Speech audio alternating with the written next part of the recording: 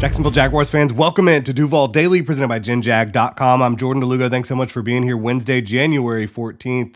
We all know it's the offseason for the Jaguars. Yes, the playoffs are still going on. Jaguars aren't part of them. Very unfortunate, right? But it is what it is. A disappointing loss. If you want to hear more about my opinion and thoughts on that loss, you can go check out the numerous videos we've had over the last couple days. But right now we are doing a kind of look ahead type of deal to free agency and looking specifically at the Jaguars in-house free agents for 2026. The Jaguars have almost 20 in-house free agents.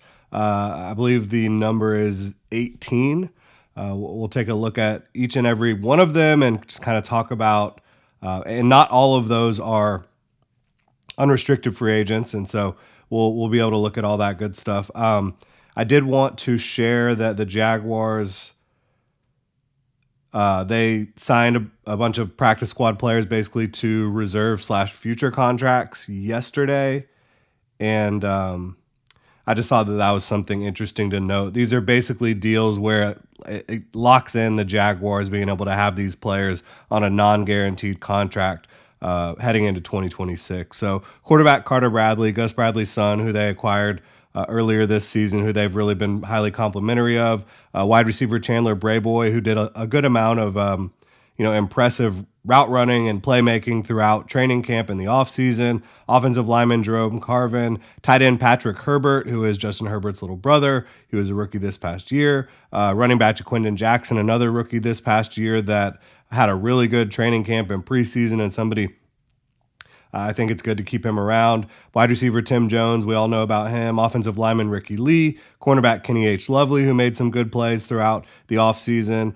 And obviously all of these players are guys that the Jaguars value having in their building, value having at least the opportunity to have them in their building heading into 2026. So DB Jabbar Muhammad, I don't know why they always list him as a DB. He's a corner, really. He's a smaller corner out of Oregon who is a really talented player. I thought absolutely would have been drafted if he was just a little bit bigger. Defensive lineman Kiwi Rose, DB Cameron Silman Craig, who is a college teammate of Travis Hunter and BJ Green. He's a fiery guy. I like the way he plays the game. Safety Travion Thomas, wide receiver Austin Trammell, offensive lineman Sal Wormley, offensive lineman Killian Zierer. So those are the guys the Jaguars have locked in on those reserve/future contracts, which are mostly going to be like practice squad types, generally speaking. Now, looking at the rest of these guys, we'll do that in just a second. Did want to thank y'all for tuning in, and if you enjoy the content, please like and subscribe, and you can also check out GenJag.com. Pick up some new Duval gear, help support the channel, look good while doing it. So we got to get into these unrestricted free agents to start. We'll look at the restricted free agents and unrestricted and exclusive rights free agents as well. So exclusive rights free agents and restricted free agents, I think pretty much all the guys in that category for the Jaguars, it's safe to say that if the Jaguars want to get them back, that they will. But we'll get to that when we get to that.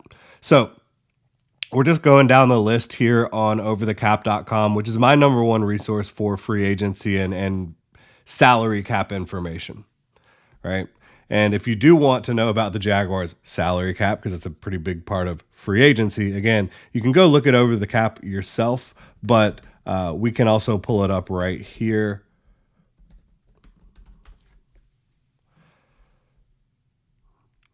So the Jags, the salary cap, at this moment, not looking great for 2026, but there's, according to Over the Cap, they're 13.8 over the cap, but I think that the cap still is going to rise, and there's still some different roster machinations that I think will lower that number a significant deal, and the cap will rise.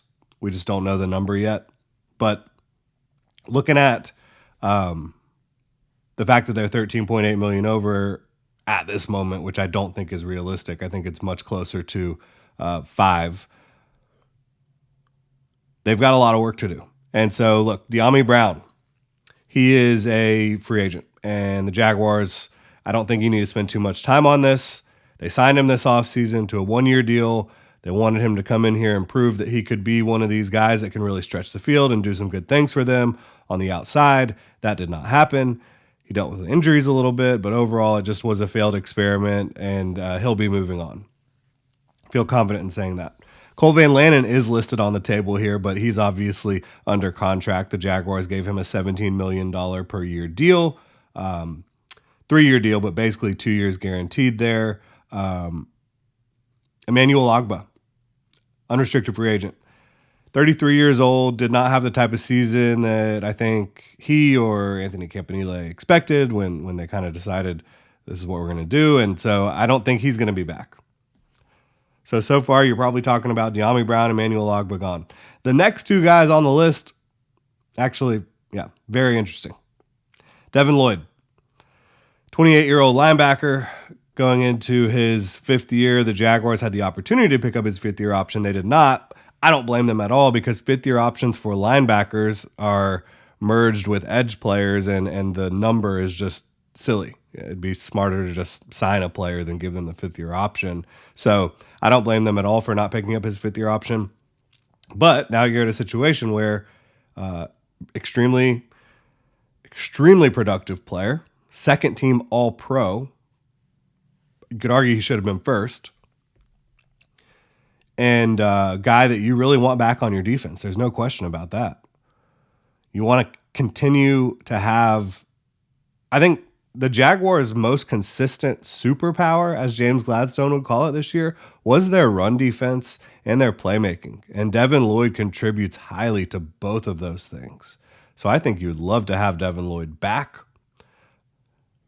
My guess is he would be an $18+ million linebacker. That's my guess per year. Is that going to work out? I don't know.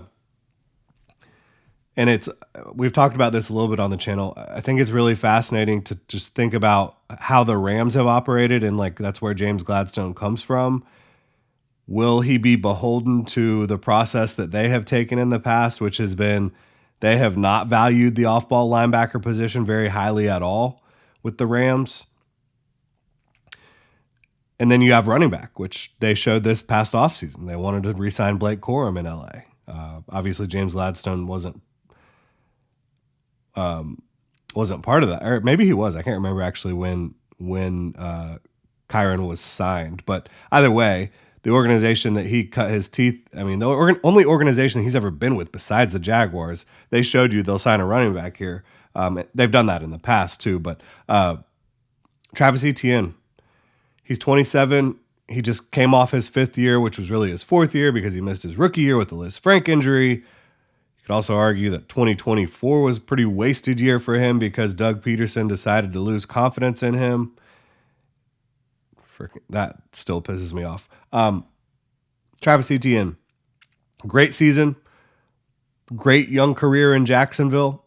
Eclipsed 1,000 yards in 3 of the 4 years he was healthy.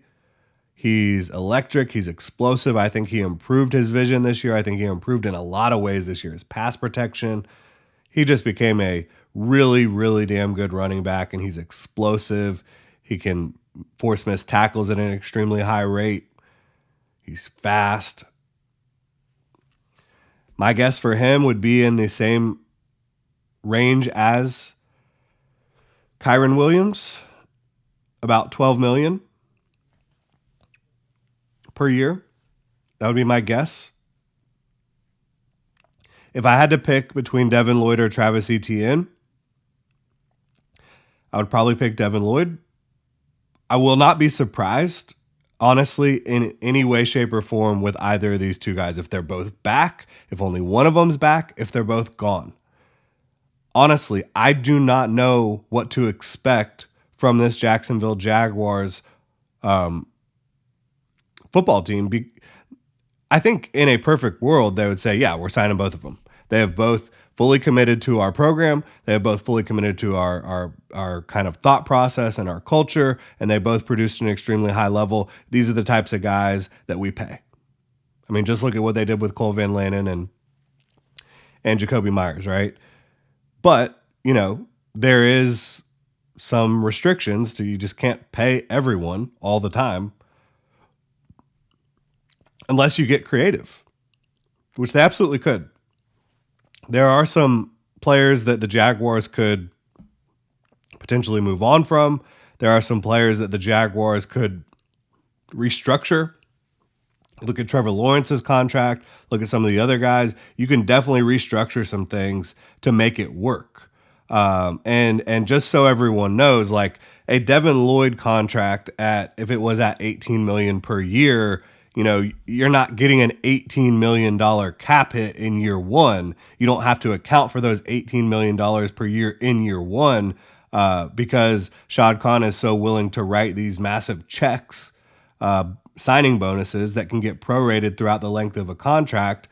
So on average, like if you were talking about 18 million, you could probably, if you want to, just go with 40%, which is a 40% for the year one cap hit. His cap hit could be $7.2 million in 2026, right? So, and then you look at Travis Etienne, 40% of that, and I use 40% because that's a number similar to what the Jaguars have historically done. And last year they did some different things. It's a new group writing these contracts and doing different things. But, a $12 million contract for Travis Etienne, you're probably talking about $5 million cap hit if you want to write it that way in 2026. So, yes, the bill will have to be paid at some point. No. Are you completely restricted from being able to bring these guys back? No, you're absolutely not. You absolutely could bring them back if that's the path you want to go down. If you're the Jaguars, I would not blame them for that. If I had to pick one or the other, because they are going to be the two most expensive players, I would pick Devin Lloyd. I think that his skill set is a little bit less replaceable, a little bit more critical. And I just think you already have Bashal Tutin and Lee Quint Allen, two backs you can rely on, and you have a lot of day 2 draft capital and day 3 to potentially bring in another back if you want to as well. Again, I would be in favor of trying to make it work with bringing both of them back. I really would, but we'll see if that's the path the Jaguars go down. Now, do got to talk to y'all about Underdog Fantasy. Playing on Underdog is easy. Just pick whether your favorite players will go higher or lower on stats like touchdowns, receiving yards, interceptions, and more. You can now make team picks on Underdog too. I think that that's super fun. Love just picking who's going to win the game, and that's pretty much all you have to do. So just download the app today and sign up with promo code Duval Daily to score $75 in bonus funds when you play your first $5. That's promo code Duval Daily. Underdog, make picks, win money. Must be 18 plus, 90 plus in Alabama and Nebraska, 19 plus in Colorado for some games, 21 plus in Arizona, Massachusetts, and Virginia, and present in the state where Underdog Fantasy operates. Terms apply. See assets.underdogfantasy.com/web/play and get terms _DFS_.html for details. Offer not valid in Maryland, Michigan, New Jersey, Ohio, and Pennsylvania. Concerned with your play? Call 1-800-GAMBLER or visit www.ncpgambling.org. In New York, call the 24/7 Hope line at 1-877-8-HOPE-NY or text HOPE-NY 467-369. Shout out to Underdog Fantasy. Truly my favorite experience with any of these types of apps. User experience, user interface, it's just top notch. So really appreciate them supporting the show. Now, we talked about Devin and Travis, two really good players I want to have around. Andrew Wingard at safety is one where love him. Love some of the fire he brings. I thought he did some really good things against the Bills the other day. He's always been a good special teams player when he's asked to do that as well. Always a leader, a guy you like to have around. But you look at safety, Caleb Ransaw's coming back. You have Eric Murray. You have Antonio Johnson's emergence. You have Rayon Lane. Could you bring Andrew Wingard back on a very cheap deal? Yes. But he's 30 years old. So I really don't have a vibe on what the Jaguars will do with that. I wouldn't be surprised either way, honestly. If they just said, look, we've got 4 safeties we feel good about. We can go draft another one if we really want to, or bring back Andrew Wingard on a cheap deal. I don't think that there's anything really wrong with either of those paths. Greg Newsome, he is going to be a free agent as well. I don't know what his market would be like because, former first round pick has had some big moments in the NFL, has played some good football, but overall was inconsistent for the Jaguars. Had some big moments for the Jaguars against the Bills, and then had some ugly moments, really ugly moments for the Jaguars against the Bills, unfortunately. He's only 26 years old. He's a great athlete. He has all the talent in the world. I don't know that he's the best fit for the Jaguars scheme. I don't know. I think he's better personally in a man coverage, a heavier man coverage scheme. But it would be surprising to me if the Jaguars bring him back. I'll just say that. Tim Patrick, kind of in a similar vein to Andrew Wingard, I think can do some very good things for you. Certainly not a starter, a role player at wide receiver. He's 33 years old. He can do a lot of the dirty work things. He can be tough and reliable for the most part. Do you need to bring that back, or do you feel good about your wide receiver group plus Travis Hunter? Maybe some of the young guys stepping up. Maybe adding another, wide receiver at some point in the draft. Don't really know with Tim Patrick, but I would not be mad to see him back. I think he can still play. Austin Johnson, and these are still all unrestricted free agents, so anybody can sign them if the Jaguars don't bring him back. Austin Johnson, interior defensive lineman, who the Jaguars signed in training camp from the Bills. Not from the Bills, because he wasn't on the Bills roster, but he had been with the Bills before that. Austin Johnson, I like him as a depth player. He's 32 years old. I think that my guess would be they would be re-signing Austin Johnson or Matt Dickerson, and I think that they would go with Matt Dickerson. I think he was just a little bit more impactful for them. They're both unrestricted free agents. They're both 30 or older. They're both these kind of like journeyman defensive tackle types. And I think Matt Dickerson is a little bit more of the guy that they would roll with there if they were picking one or the other. Looking at Dennis Gardeck, he's 32 years old, has the ability to make a big impact on a game if he's put into specific situations, coming off the ball. Obviously, as a special teamer, really good special teamer, I would think they would want to bring him back. I mean, I don't know. I don't think he would cost much. Just given his age, his injury history, his role, I would think they would want to bring him back. But they did draft Jalen McLeod, who is a similar archetype of player. DeJuan Smoot, I think he did a little bit better than Emmanuel Ogbah for the Jaguars this year, kind of in that similar vein of a 30-plus-year-old player who you're just bringing in to be a rotational depth guy on the defensive line. Love DeJuan Smoot. Just don't think he had a great year. I wouldn't be surprised if Smoot and Ogbah are both gone. In fact, I definitely think Ogbah will be gone. I'm not 100% sure on Smoot. I do think that they really love him in that locker room. And I think that there's more value to him versatility-wise, leadership-wise, just being a good guy in there. So maybe they do bring him back on a vet minimum deal. Talked about Matt Dickerson already.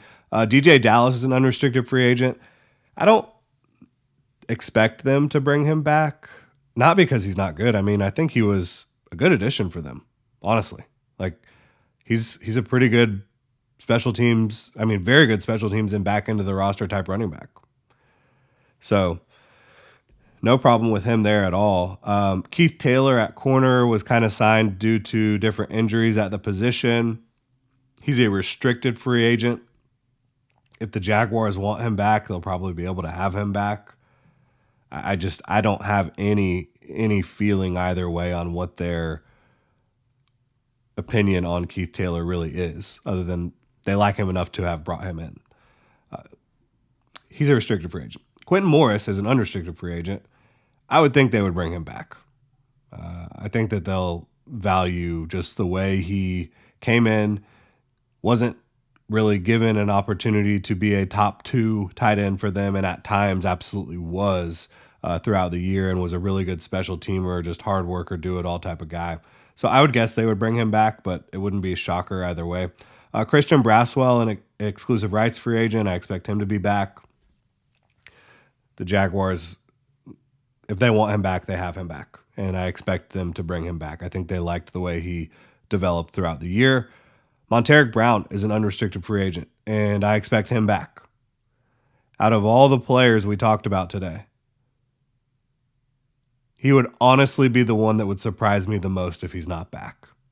And that is because I don't think he's going to have a huge market.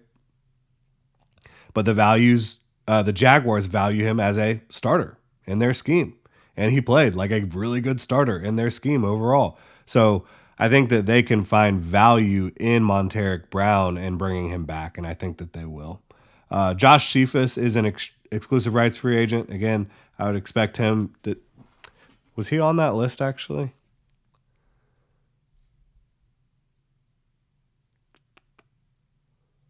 He was not on that list. So we'll see. I would expect them to bring him back, but not 100% sure.